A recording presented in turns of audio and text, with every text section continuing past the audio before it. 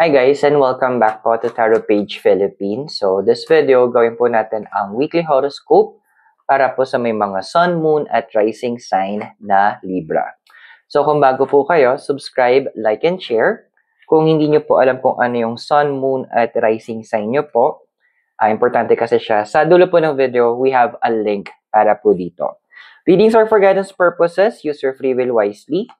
At kung gusto nyo pong supportan na lumago ang ating channel on a monthly basis, click nyo lang po yung join button sa baba o yung for one time yung ating thanks button.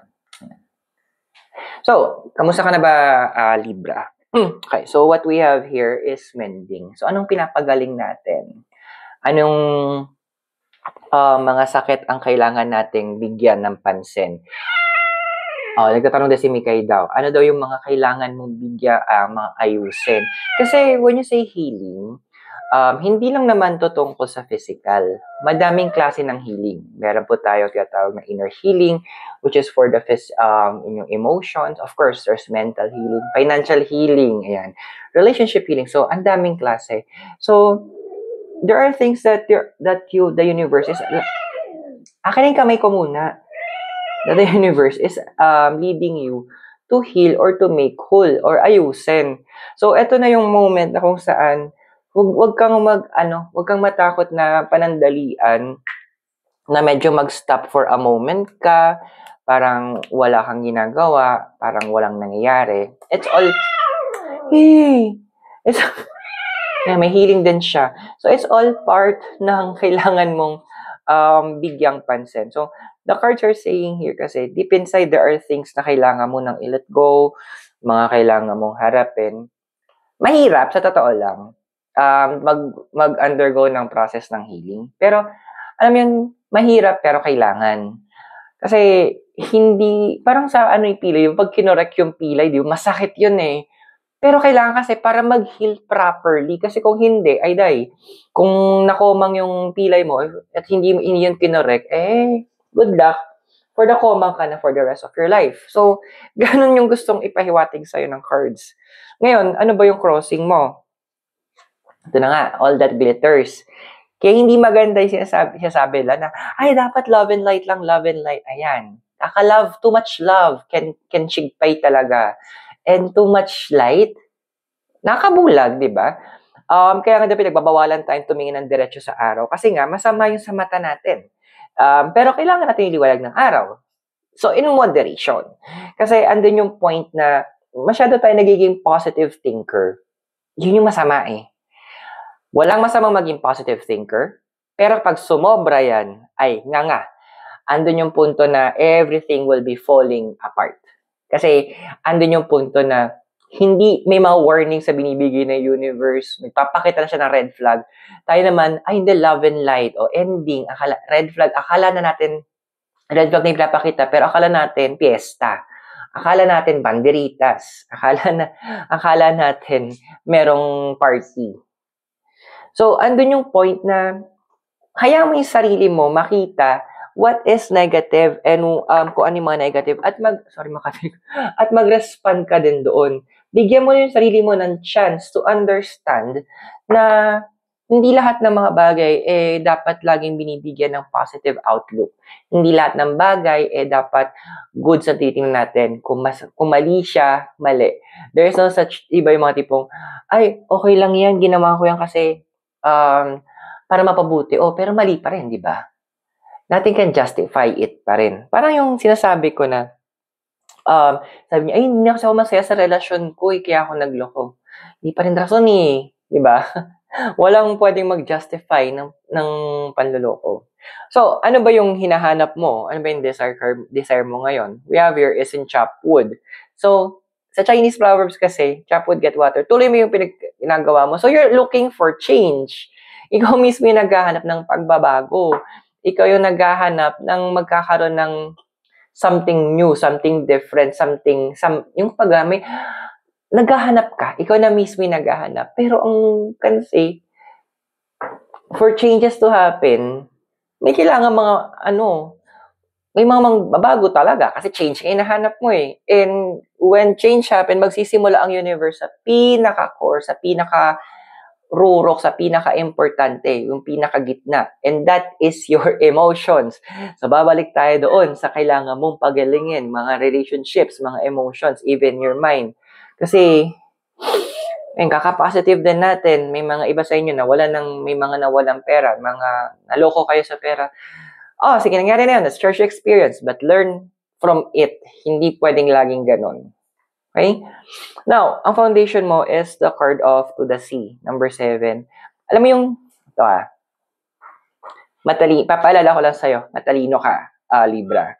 Kaya nga, di ba, Libra, you are the balance. Ikaw yung nagbabalance, ikaw yung gumigit na, ikaw yung naghanap ng paraan para pantay-pantay ang mga bagay. Pero, medyo nawawala ka, nadidiskaril ka doon sa ganong klase mong energy. Medyo kailangan mo nang bumalik doon ulit. Andoon na, pinapala sa'yo ng card na to, you need to balance both yung logic mo at yung emotion mo. Ito na papasok yung sinasabi ko doon sa isang kaibigan ko, na hindi pwedeng love and light lagi. Kailangan yakapin mo din yung hatred, yung anger, and yung darkness. Pero bakit? Kasi anger, part siya na emotions natin eh. Hindi masamang magalit. Ang nagiging masama lang siya kasi kapag may ginagawa tayo hindi maganda in response sa galit. Pero yung galit kasi, sign yun na may mali. Now, bakit kailangan mo yakapin din yung darkness mo? Kasi part mo yun eh. Ikaw yun eh. Kumaga sa shadow, hindi naman magkakaroon ng shadow yan kung wala ka. And yung darkness mong yan, dyan yung mga lugar na kung saan pwede kang mag-improve, pwede kang mag-grow, pwede ka pang mag-expand. Kasi hindi pa siya na-nurture, hindi pa siya na-cultivate. Now, sa past mo kasi we have here, number 44, si Thinker. May mga iba sa inyo kasi, masyado nyo in-advance yung isip nyo. Which is, tama naman, kaya nyo kasing gawin yun eh, as an air element, isa sa mga capacity nyo. Pero kasi, sa sobrang advance, hindi, parang, okay, ito yung pinaka-basic. Okay, nag-advance thinking ka, ito, nakakuha ka ng, advance 1. Pero yung advance pa na yun, nag-isip ka pa doon, nag-advance to advance, pwede pang, marami pang pwedeng mga branches yun. So, nag-focus ka lang sa isang chain of possibilities. Hindi mo nakita yung ibang chain ng mga posibilidad. Kaya andun yung point na sinasabi din ng card na to. You need to balance. Oo, may mga tao na gusto mong bigyan ng pagkakataon. Meron maniwala sa kanila. Gusto mo ikaw sana yun na magkaroon sila ng chance. Pero kasi, ang masakit dito, may iba doon, inabuso ka na lang eh. May mga iba doon na parang tinake for granted nila yung sineshare mo, na to the point na parang ang labas, imbes na dapat nagkaroon ng utang na parang naging responsibilidad mo pa. So, hindi natin dapat hayaang mangyari ulit yon. Kasi in the future, what we have here, ikaw, breathe. Hindi ako magtataka, ang dami mong ayoko na. Snap. Ayoko na. Bahala kayo. Yung bigla out of the blue, bigla ka magkakaroon ng turning point na, nakapagod na to. Hindi na pwede to. Enough na to. So, magkakaroon ka ng ganong level. At this is something na ikakagulat ng madami, pero kailangan mo. So, kung nakaka-resonate ka sa readings, don't forget to subscribe, like, and share para ma-access mo mga future videos natin. Pero sa ngayon, tuloy natin yung reading mo. So, your physical environment we have here is time for a nap. Dude, alam ko andun yung point, Libra, na parang nasa fed up ka na, napapagod ka na sa mga nagaganap, mga nangyayari. It's okay. That is normal. Pero alam mo, anong hindi normal? Yung tipong hindi pa nga tapos yung mga kailangan mong gawin, tumatanggap ka na naman ng mga bagong responsibility. That is not normal, my dear.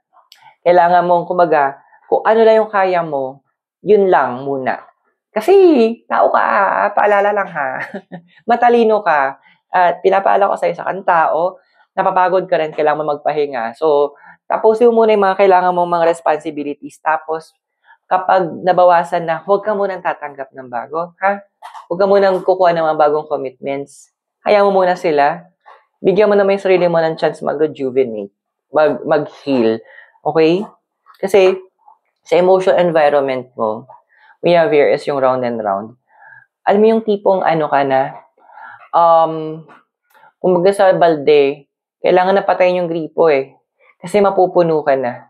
And ang kinakatakot ko dito sa card na nakikita ko kasi, pag nag-break out kang bigla doon sa emotions mo, may possibility na na maging mag-decide ka or gumalaw ka out of emotions, which is yung iniiwasan natin kasi aminin natin, maraming mga nagiging actions, decisions at mga salita tayo nasasabi na nung hinugot natin mula doon sa emosyon natin, hindi maganda ang resulta at ang hirap ayusin.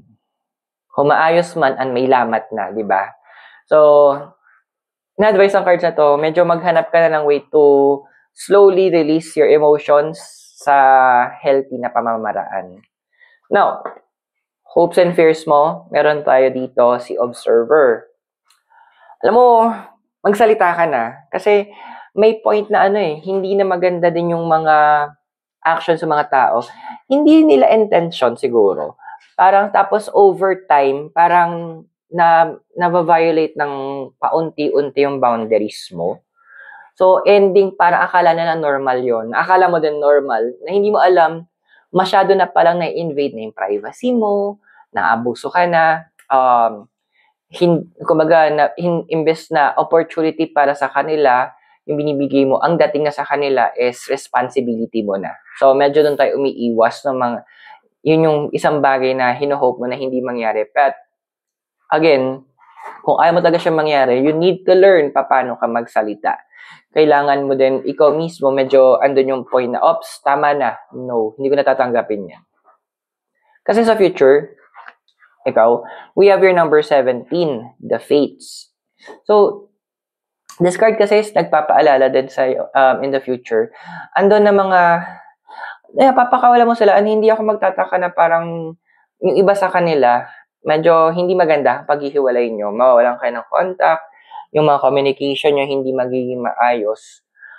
Pero yun yung kailangan nilang ma-realize na you were there to give an opportunity. Ang masakit lang yung kasabihan na malalaman mo lang importansya ng isang bagay ng isang tao pag wala sila, which is yun yung mangyayari. They will understand your worth only kapag medyo lumayo ka. Pero kailangan mo yun. Why? Kasi kailangan mo din ng peace of mind. Kailangan mo din ma-heal yung sarili mo. Kailangan mo din protectionan yung ikaw. I hope nakatulong your readings. Those are for guidance purposes. Use your free will wisely. At kung bago ka, subscribe, like, and share. So maraming salamat. God bless. Namaste. Hare Krishna and blessed be. And hope to see you on our next video. Mula po ito sa Baguio. Have a great day. Bye!